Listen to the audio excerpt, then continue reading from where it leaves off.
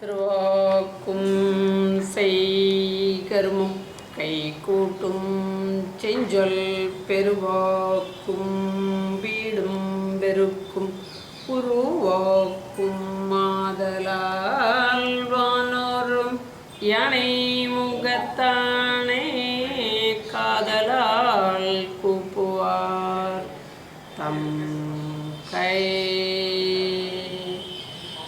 துன்பமதை துளைத்தருளும் குருவே போற்றி.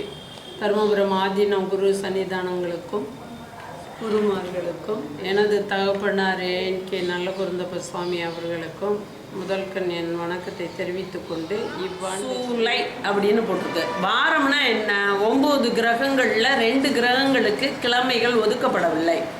சூரியனுக்கு கிழமை ஒதுக்கப்பட்டிருக்கு ஞாயிற்றுக்கிழமை, சந்திரனுக்கு திங்கக்கிழமை, செவ்வாய்க்கு செவ்வாய்க்கிழமை, புதனுக்கு புதன்கிழமை, வியாழனுக்கு குருவாரம்னு சொல்லக்கூடிய குருவுக்கு வியாழக்கிழமை, வெள்ளி அப்படின்றது சுக்கிரவாரம்னு சொல்லக்கூடிய வெள்ளிக்கிழமை, இப்படி சனின்றது சனிக்கிழமைன்னு சொல்லக்கூடிய சனி கிரகத்துக்குரியது. சனி நவகிரகத்தில் பிரதிஷ்டையில் மேற்க பக்கம் வச்சுருப்பா. அதே போல் வெள்ளி அப்படின்ற சுக்கிரனை கிழக்க பக்கம் வச்சுருப்பா. சூரியனை சென்ட்ரலில் வச்சு கிழக்கு முகமாக பிரதிஷ்டை பண்ணியிருப்பாங்க. அதே போல் வியாழனை சூரியனுக்கு பக்கத்தில் வடக்கு திசையில் வடக்கு பார்க்கவே பிரதிஷ்டை பண்ணியிருப்பாங்க. சூரியனுக்கு பக்கத்தில் செவ்வாய் கிரகம் தெற்கு பார்க்க பிரதிஷ்டை பண்ணியிருப்பாங்க. சூரியன் கிழக்கு பார்க்க இருக்கும், அதுக்கு பக்கத்தில் வடக்கில் இருக்கிற குரு வடக்கு பார்க்க இருக்கும், அதுக்கு பக்கத்தில் தெற்கில் இருக்கிற செவ்வாய் தெற்கு பக்கம் இருக்கும். சூரியனுக்கு முன்னாடி இருக்கக்கூடிய சுக்கிரன் கிழக்கு பக்கம் இருக்கும். சூரியனுக்கு சைடில் குருவுக்கும் சுக்கிரனுக்கு இடையில் இருக்கிற இடத்துல புதன் இருக்கும். அது தெற்கு வடக்கு பார்த்து இருக்கும். புதன் வடக்கு பார்த்துருக்கோம். அப்போ 3 கிரகத்தில் வடக்கு திசையை பார்த்துக்கிட்டு குருவுக்கு சமமாக வடக்கை பார்த்துக்கிட்டு புதன் இருக்கும். சுக்கிரனுக்கு பக்கத்தில் தெற்கு சைடில் இருக்கிற கிரகம் சந்திரன். சந்திரன் மேற்கு பக்கம் இருக்கும். அப்போ மேற்கு பக்கம் இருக்கக்கூடிய சந்திரன், கிழக்கு பக்கம் இருக்கக்கூடிய சுக்கிரன், தெற்கு இருக்கக்கூடிய புதன், வடக்கு பக்கம் இருக்கக்கூடிய குரு. அப்போ ராகுகேதை பற்றி நீங்கள் கவலைப்பட வேண்டாம். மேற்கு பக்கம் இருக்கக்கூடிய சனி நடுவில் இருக்கிறது, தெற்கு பக்கம் இருக்கக்கூடிய செவ்வாய். இவைகளுக்கெல்லாம் சூலம் அதுகள் திசை எந்த திசையை பார்க்குதோ அந்த கிழமையில் அந்த சைடு எனர்ஜி அதிகமாக இருக்கும்.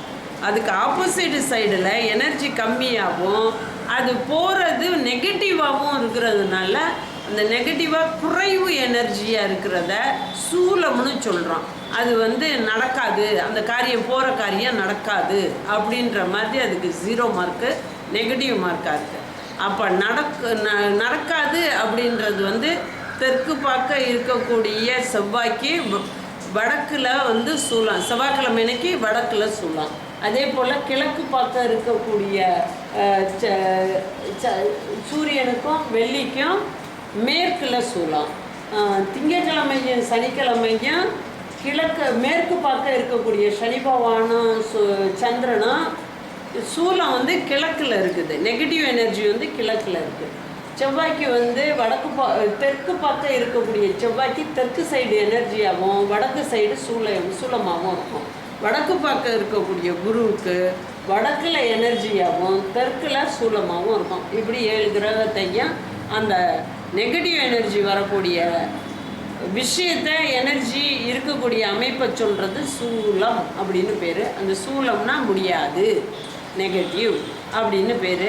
அந்த நெகட்டிவ் எனர்ஜியை பாரத்தை வச்சு கணக்கிடக்கூடியது சூலம், பார சூலை என்று பெயர்.